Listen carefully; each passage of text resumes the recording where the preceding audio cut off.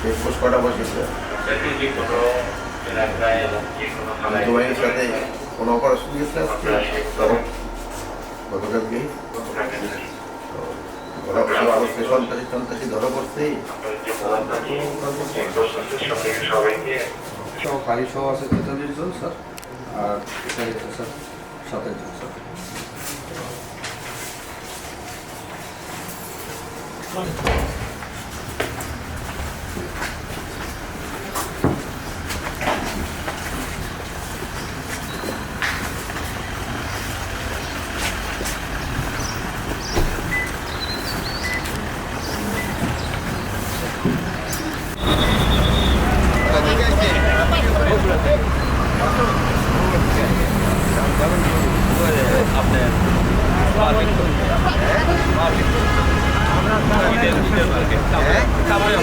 অসুবিধা হয় না তো? আপনারা কোথায় থেকে আসছে? এরা এই কিসের জন্য?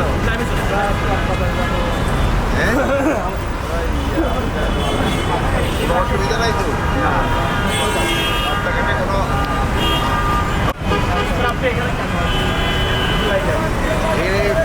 আমি এখান থেকে আসছি যে আপনারা জানেন যে আমাদের সাধারণত শেষ কাছে থেকে কিন্তু যারা ডিউটি করে তারা একটু শিথিল হয়ে যায় এবং সন্ত্রাসীরা একটু অ্যাক্টিভ হয়ে যায়। তা আমার এই জনগণ যাতে আমার যে বাহিনী আছে এরা যেন শিথিল না হয় এবং তাদের জনগণের যেন কোনো অসুবিধা না তাদের আইনশৃঙ্খলা বাহিনী হয়েছিল তারা যেন সজাগ থাকেন, তারা সজাগ থাকে ওই জনগণ রাজ্যে ভালো হবে।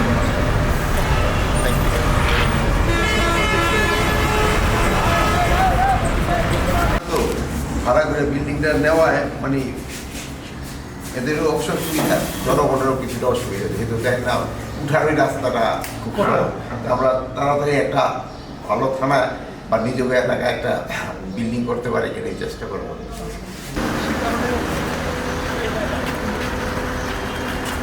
মোহাম্মদপুর অপরাধ যে সবসময় একটু অপরাধ প্রবণ এলাকা, এখানকার যে আইন শৃঙ্খলা পরিস্থিতি সবসময় একটা অবনত করে, কিশোর গায়েন ছিনতাইকারী এগুলো।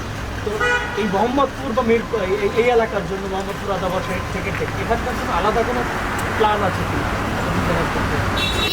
যেহেতু আদাবর মোহাম্মদপুর এলাকার একটু আপনিও ঠিকই বলছেন একটু অপরাধ প্রবণ লাগে এই এলাকাটা, এই জন্য আমরা এখানে যেন বাহিনী সদস্য সংখ্যা বাড়ায় দেওয়া হচ্ছে এবং তাদের টহলের সংখ্যা এখানে করা হচ্ছে।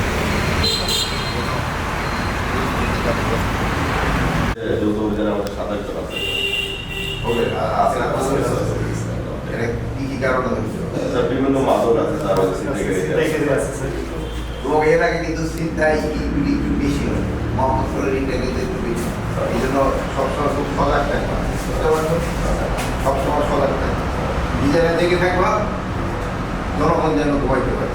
তোমার কাজ হলো জনগণকে স্বস্তি দেওয়া এবং জনগণ যেন নির্বিঘ্নে ঘুমাতে পারে। আর দায়িত্বে কিন্তু কোনো রকম কোনো অবহেলা করে না, পরিষ্কার করতে এই নয় আমাদের কাজ এবার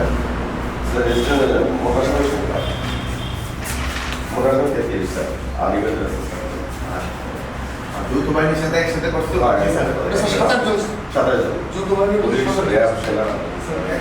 আমাদের 3টা মোবাইল গেছিল স্যার, ওই যৌথ বাহিনীর বাহিনীর সাথে ওই যৌথ বাহিনীর সাথে অভিযান পরিচালনা করে ওই সাথে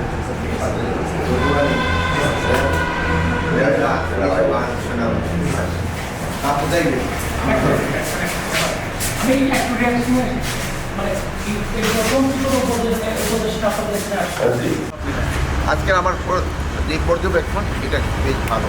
আমি সব জায়গায় দেখছি তারা মোটামুটি বুঝলেন, আপনিও দেখেন যে ফুলগুলো ফাংশন করতেছে এবং রাত্রে যে বাহিনীগুলি যৌথ বাহিনীর যে অপারেশন এগুলো ভালোভাবে চলছে।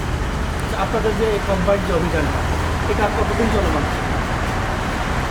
এটা পরিস্থিতি একটু উন্নতি হলে আমরা এটা অভিযানটা বন্ধ করে দেবো, বাট অন্যান্য অভিযান চলমান থাকে। যেহেতু এটা তো কন্টিনিউস, আইন শৃঙ্খলা পরিস্থিতি তো সবসময় বাহিনীগুলি ভিজিলেন্ট থাকে। ওভারঅল মেসেজ কি আপনার আইন শৃঙ্খলা বাহিনীর জন্য? আইন শৃঙ্খলা বাহিনীর জন্য ওভারঅল মেসেজ হলো জনগণ যেন নির্বিঘ্নে ঘুমাতে পারে এবং আইন শৃঙ্খলা বাহিনী এটি তাদের যারাই আইন শৃঙ্খলা পরিস্থিতি অবনতি হয় তাদের বিরুদ্ধে যারা আইন শৃঙ্খলা পরিস্থিতি অবনতি করেছে তাদের আমরা আইনের আওতায় নিয়ে আসবো।